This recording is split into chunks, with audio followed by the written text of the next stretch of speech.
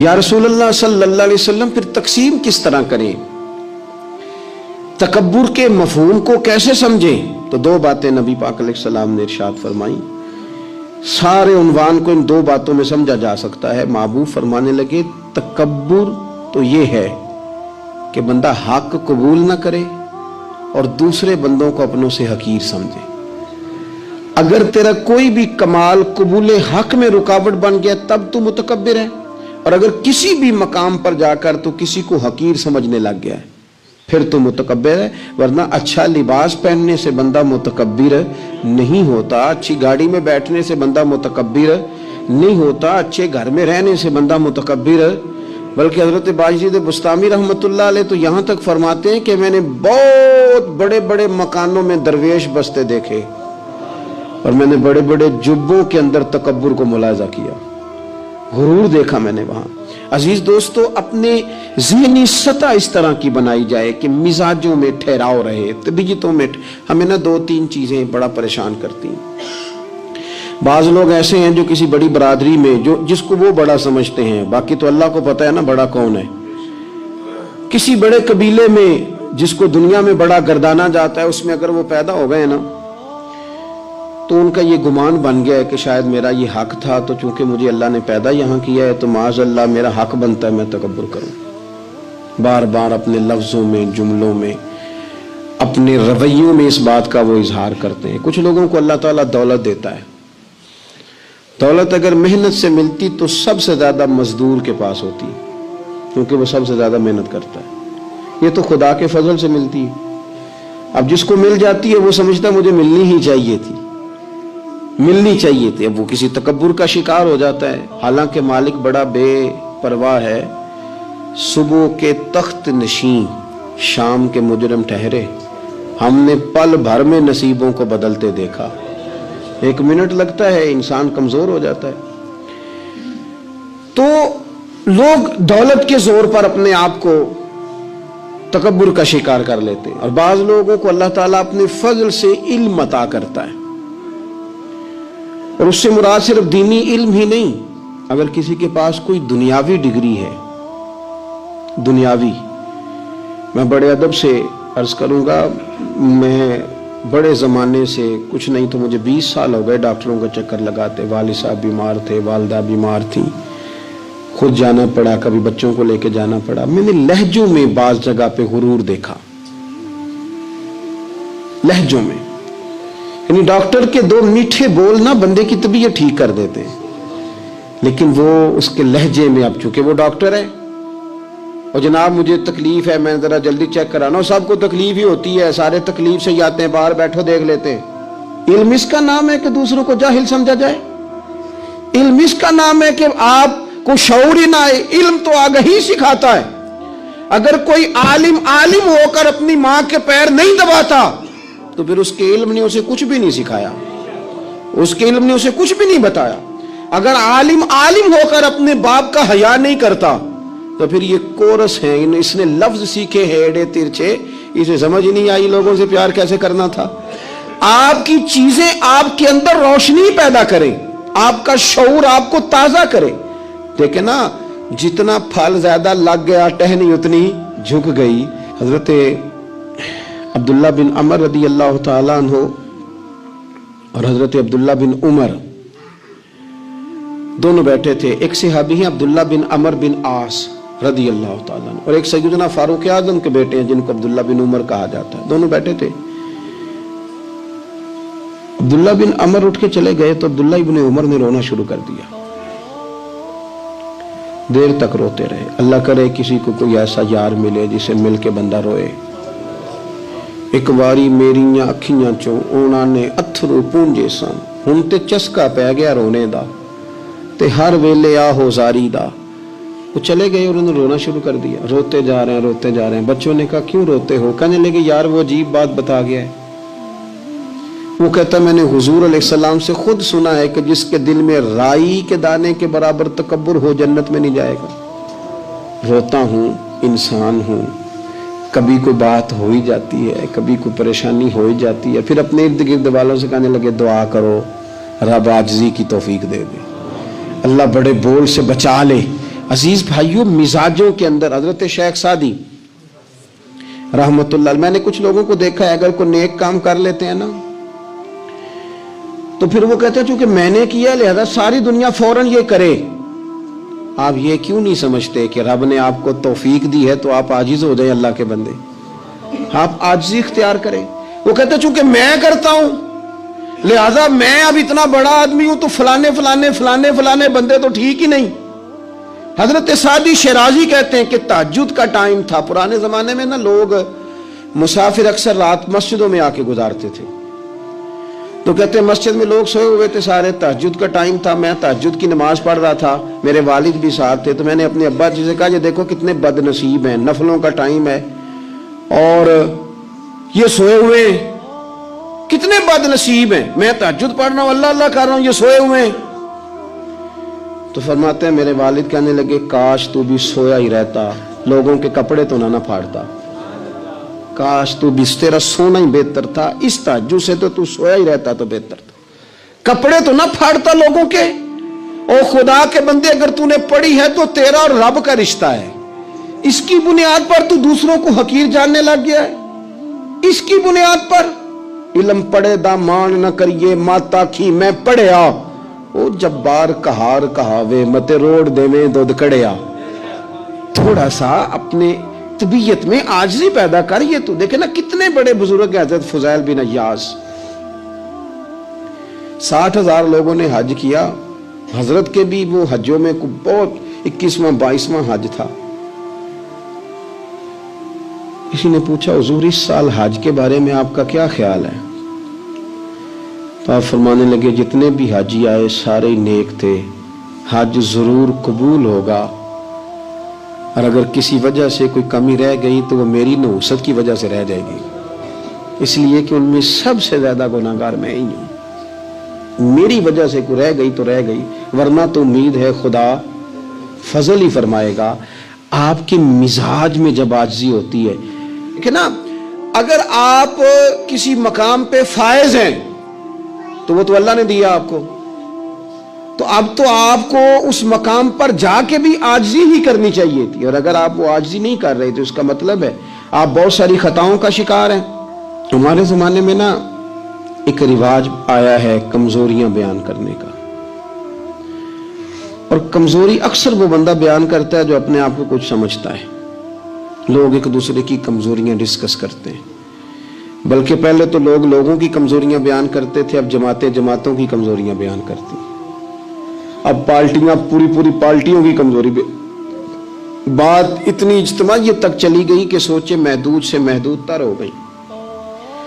اللہ تعالیٰ نے ایک دفعہ حضرت موسیٰ کلیم اللہ علیہ السلام سے فرمایا کہ آپ کی قوم میں جو سب سے نیک آدمی ہے نا اسے ڈھونڈ کے میری بارگاہ میں لائیں۔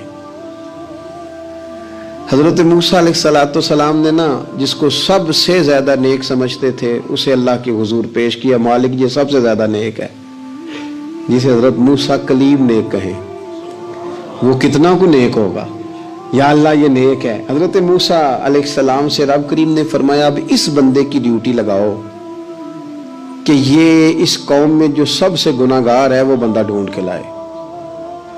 اگر یہ ڈیوٹی ہماری لگتی تو پھر تو اللہ خیر کرے، سارے گناہگار تھے ماں سوائے میرے، خدا مجھے ایسی خدائی نہ دے کہ اپنے سوا کچھ دکھائی نہ دے۔ جناب اس کی ڈیوٹی لگائیں، حضرت موسیٰ کی گواہی ہے یہ سب سے زیادہ نیک ہے، اس کی ڈیوٹی لگائیں یہ سب سے گناہگار بندہ ڈھونڈ کے لائے۔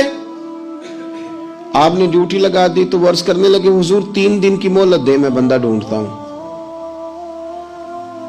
3 دن 3 راتیں گزر گئیں، آنے کا وقت آیا تو اسی نیک آدمی نے کیا کیا، اپنے گلے میں رسی ڈالی اور اپنے ہی ہاتھ سے پکڑ کے لا کے حضرت موسیٰ کلیم کے دست مبارک میں دے کے کہا حضور 3 دن کوشش کی ہے، سب سے زیادہ گناہگار میں ہی ہوں۔ برے بندے نوں میں لبن ٹریا تے جگ تے ملیا نہ کوئی، تے اپنے اندر چھاتی پائی تے میتھوں برا نہ کوئی، میں ہی ہوں۔ تو حضرت موسیٰ کلیم علیہ السلام فرمانے لگے یہ تو نے کس طرح تجزیہ کیا؟ عرض کی حضور بعض لوگوں کی نا چھوٹی موٹی کوتاہیاں میرے سامنے تھیں، اس پر میں نے غور کیا، लेकिन उनकी गलतियां यकीनी नहीं थी, मेरा गुमान ही था, पूरा मुझे यकीन नहीं था कि ये गलतियां हैं, लेकिन जो मेरी गलतियां थी उनका मुझे पूरा यकीन था कि ये हैं। किसी की गलतियां मेरे सामने यकीनी नहीं थी, अपनी कोताहियां मेरे सामने यकीनी थी, और जो ज्यादा यकीनी चीजें थी ना, उस पर जब मैंने गौर किया तो फिर मैं समझा कि इस बस्ती में सबसे गुनाहगार मैं ही हूं। आप मुझे ना बताएं अब मेरे लिए आपने क्या करना है। जनाब मूसा वहीं खड़े थे तो रब करीम ने हजरत मूसा से कलाम फरमाया, वही फरमाई, फरमाया मेरे कलीम, इसको जो सबसे ज्यादा फजीलत मिली है वो नमाजों की वजह से नहीं मिली, यही इसकी आजिज़ी है जिसकी वजह से रब ने सबसे ज्यादा फजीलत अता फरमाई। ये इसके जहन के अंदर बात है, जिस सबब से अल्लाह ताला ने इसे ये एजाज दिया। थोड़ा सा ना चीजों को समझा जाए, इंसान अपनी जहन साजी करे, अपने ऊपर गौर करे। हम अपने आप को 2 4 5 चीजें देख के तसल्लियां दे के बैठ जाते हैं कि नहीं नहीं छोड़, तू सारी दुनिया इतनी खराब है, तू तो फलानी फलानी नेकी भी करता है। उससे ना इंसान की रूहानी जिंदगी कमजोर पड़ जाती है, उसके अफकार पे मैल कुचैल चढ़ने लग जाती है, वो आहिस्ता आहिस्ता कमजोर होने लग जाता है। कुछ भी फर्क नहीं पड़ता, अगर तबीयत में आजिज़ी आ जाए तो कोई फर्क, मसलन क्या हो जाएगा अगर कोई शख्स थोड़ा बहुत अगर काम कर ले, अगर किसी वक्त वो कोई आजिज़ी इख्तियार कर ले तो उससे फर्क पड़ जाएगा। और मैंने देखा सोसाइटी का ये माहौल बन गया, वो जनाब तुसा शाह पर चुके है, और बड़े और अंदाज में लोग बात करते हैं, अपनी तबीयतों पे बोझ डाला जाए। हमारे यहाँ ना एक लंबी लिस्ट है उन लोगों की जिनकी वजह से उनके अपने तकलीफ में यानी क्या मसलन क्या कह सकता है बंदा, दामाद को कह सकता है कुछ, लेकिन उसने मुसीबत खड़ी की हुई है। वो बेटी को और नवासों को लेके आता है तो दरवाजे पे छोड़ के चला जाता है, कहता है स्टेटस ही नहीं मेरा। मैं एक जनाजे पे चला गया तो कब्रिस्तान में एक फैमिली में किसी का इंतकाल हो गया, तो कब्रिस्तान में उनका दामाद अपने ब्रदर इन लॉ से, साले से कह रहा है कि वो तुमने तो अपने अब्बा की कब्र पे तख्ती भी नहीं लगाई, इतने भाइयों तख्ती भी नहीं लगा सकते। वो कहने लगा भाईजान बस वो मसरूफियत रही है, कब्र तो पक्की करा दी थी तो बस थोड़े दिनों में लगवा देते। वो बेचारा ना इधर उधर मेरी तरफ भी देख रहा है कि लोग सुन, और वो ढटाई से बातें किए जा रहा है क्योंकि वो दामाद है, उनकी बेटी घर है, मुफ्त की ब्लैकमेलिंग है। वो बंदा चला गया, मैंने उसका बाजू पकड़ के साइड पे कर लिया, मैंने कहा यार तुझे कब्रों में भी अल्लाह नहीं याद आया। ये मुफ्त की जो आजमाइशें हम लोगों को डालते हैं ना, इससे बचें। बिला वजह कि जनाब वो मुझे पूछा नहीं तो मुझे जनाब दिया नहीं तो मेरी भी कोई हैसियत थी, आप इस तरह न गिनवाएं। इनसे चीजें छलकती हैं, इनसे महसूस होता है कि आप छोटे आदमी, इससे महसूस होता है कि हम कमजोर पड़ गए, हमने किस बुनियाद पर लोगों को लूटना और ताड़ना और लताड़ना शुरू कर दिया। इंसान होता है, और वो जब इन चीजों से निकल जाता है ना तो महसूस होता है कि वो बंदा बड़ा आदमी है, कि जो ना उसे कोई ये परवाह है कि मुझे कोई बिठाए कहाँ पे, ना उसे कोई ये टेंशन है कि कोई ये। मैंने देखा है बाद बड़े लोग इन चीजों से वैसे निकल जाते हैं। हजरत उमर रदी अल्लाह ताला अन्हु मालिक गनीमत का ऊंट गुम हो गया तो तलाश कर रहे थे, तो एक बंदे ने कहा किसी गुलाम को कह देते, फरमाने लगे मैं भी तो गुलाम ही हूँ, मैं भी तो अपने महबूब का गुलाम हूँ, किसी गुलाम को कह देते, इसका क्या मतलब। इसलिए इस तकब्बुर से अपने आप को बचा के लोगों के लिए आसानी की जाए, अपनों को प्यार दिया जाए, अपनों को मोहब्बत दी जाए। जब आप किसी से प्यार करेंगे, एजाज देंगे, तो उसमें महसूस होगा कि हमारी अपनी भी कोई शान है, अजमत है, हम वज़ादार हैं। देखें मेरे नबी पाक सल्लल्लाहु ताला अलैहि वसल्लम के सहाबा हुजूर का इतना अदब करते थे कि नबी पाक सल्लल्लाहु अलैहि वसल्लम के दरवाजे पर ना पूरी हथेली से दस्तक नहीं देते थे, उंगली के पोरों से, नाखूनों से। अदब है। वो किसी ने कहा था कि बाब जिब्रील के पहलू में जरा धीरे से, ख्वाजा फखरुद्दीन फरमाते हैं बाब जिब्रील के पहलू में जरा धीरे से, फख्र कहते हुए जिब्रील को यूं पाया गया, हमने ना पलकों से दरे यार पे दस्तक दी है, क्योंकि जरा आवाज ऊंची हुई तो उम्र का सरमाया गया। सहाबा यूं अदब करते कि ऊंचा सांस नहीं लेते थे हुजूर की बारगाह। नबी पाक सल्लल्लाहु अलैहि वसल्लम के वजूद से वजू का पानी तो वो नीचे नहीं गिरेगा, वो नीचे हथेलियां कर देते। आंखें हुजूर की बारगाह में नहीं उठाते थे। बाद से पूछा दाता हुलिया बयान कर दो, कहते थे इतनी जरूरत ही नहीं थी हुजूर को देख सके। वो इतना अदब करते, लेकिन नबी पाक सल्लल्लाहु अलैहि वसल्लम का उनके साथ मामला क्या था? जंगे बदर के लिए जब सवारियां जा रही थी ना, तो एक एक सवारी पे 3-3 लोग थे। तो इस्लाम मजहब बड़ा हसीन है ना, ये रहमत लिल आलमीन महबूब का पैगाम है ना। अब एक एक सवारी पे 3 बंदे बैठेंगे, तकलीफ होगी। तय ये पाया कि 2 बैठ जाएं, एक पैदल चले। नबी पाक सल्लल्लाहु अलैहि वसल्लम ने फरमाया मुझे भी 2 बंदे दे दो। नसीबा जागा सैयदना अबू लुबाबा का, हजरत अली उल मुर्तजा शेर खुदा का। ये दोनों रसूल पाक सल्लल्लाहु अलैहि वसल्लम के साथ हैं। अब एक दफा बारी हजरत अबू लुबाबा सरकार के पीछे बैठेंगे, मौला अली पैदल चल रहे हैं। उस शख्स का कमाल तो देखें जिसके हाथ में उस सवारी की लगाम है जिसके सवार मदीने वाले रसूल हैं सल्लल्लाहु ताला अलैहि वसल्लम। फिर बारी आई हजरत अली पीछे बैठे, लगाम हजरत अबू लुबाबा ने थाम ली। वो सुए लालाजार फिरते हैं और तेरे दिन ए बहार फिरते हैं। नबी पाक सल्लल्लाहु अलैहि वसल्लम की सवारी की लगाम थामी हुई, बारी लग गई, हुजूर ने पैदल चलना है। यूं हाथ बांधे हैं दोनों ने, अर्ज की हुजूर खादम जो हाज़िर हैं, मेहरबानी करें ना, आप बैठे ना, हम पैदल चलते हैं आपकी बारी। तो नबी पाक सल्लल्लाहु अलैहि वसल्लम का जो लहजा है इज्जत देने का, 2 जुमले हुजूर ने कहे। आप दोनों जुमलों में हुजूर ने जो गुलामों को इज्जत दी वो भी देखिए, समझाने का अंदाज भी देखिए, और उम्मत के दिलों में आजिज़ी पैदा करने का तरीका भी देखिए। हुजूर सैयद आलम अलैहिस्सलातु वस्सलाम फरमाने लगे तुम दोनों मुझसे ज्यादा ताकतवर हो, तुम ज्यादा ताकत रखते हो कि पैदल चलो, मैं भी चल सकता हूं। और फिर फरमाया तुम दोनों को कुछ ज्यादा अजर की जरूरत है, मैंने भी तो अपने रब से अजर लेना है ना, दीन के रास्ते में चलने का मैंने भी तो अजर लेना है। थोड़ी देर हुई एक आया कालियां जुल्फां वाला, थोड़ी देर ही हुई एक आया सी कालियां जुल्फां वाला, वो 2 घड़ियां ही मेरे मन में रुके है, कर गया नूर उजाला। इतना करम 2 जुमलों से तबीयत ही बदल गई। फरमाया तुम को ज्यादा ताकतवर हो, तुम्हें को ज्यादा अजर चाहिए।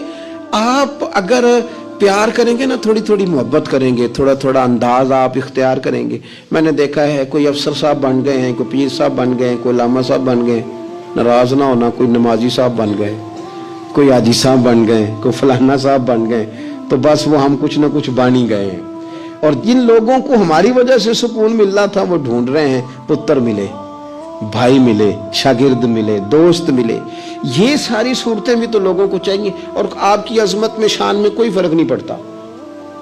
आप अगर कुछ है ना, सदर अगर ऐवान सदर में हो तो फिर भी सदर ही होता है, और अगर दौरे पे हो तो फिर भी सदर ही होता है। हजरत उमर बिन अब्दुल अजीज रहमतुल्लाह अलैह ना, आपको खादिम दिया गया था, बादशाह वक्त थे ना, खादिम मिला हुआ था। एक रात को आपके पास रहता था, एक दिन को रहता था। रात को एक मेहमान आ गया तो चिराग जल रहा था, जनाब उमर बिन अब्दुल अजीज रहमतुल्लाह अलैह कुछ लिख रहे थे, तो वो खादिम की आंख लग गई, वो सो गया। इंसान ही है ना, नींद आ ही जाती है, लेकिन वो आती है साहब को, चौकीदार को तो नहीं ना आनी चाहिए। फिर साहब कहते हैं तो तनख्वाह का दी लेना है, तेनू रखिया का दे लिए, यही लफ्ज है ना जी, उसको तो नहीं ना आनी चाहिए, ड्राइवर को तो नहीं ना आनी चाहिए, वो तो नींद तो शायद सिर्फ मालिक के लिए, ड्राइवर के लिए थोड़ी है। तो उसकी आंख लग गई, उसे नींद आ गई खादिम को। हजरत उमर बिन अब्दुल अजीज, वो चिराग जल रहा था तो वो गुल होने लग गया, बुझने लग गया।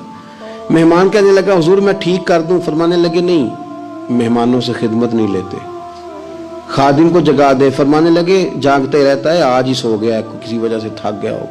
हजरत उमर बिन अब्दुल अजीज खुद उठ के गए, चिराग की बत्ती ठीक की, सलाई के साथ दोबारा जलाया, आके बैठ गए। अब जाहिर है कि बादशाह से मिलने को बादशाह ही आया होगा, को वजीर ही आया होगा, तो उसने अपने लेवल की बात की। कहने लगा हजरत साहब इसको किस लिए रखा हुआ है, सो गया, इसको जगाते। तो वो तो बड़ी जलाल में बात कर रहा था ना, और वो बड़ा तनकीद का उसका लहजा था कि इसको क्यों नहीं उठाया। तो हजरत उमर बिन अब्दुल अजीज उसको नॉर्मल जिंदगी में ले आए वापस, उसको खींच के दोबारा दुनिया पे ले आए, जमीन पे।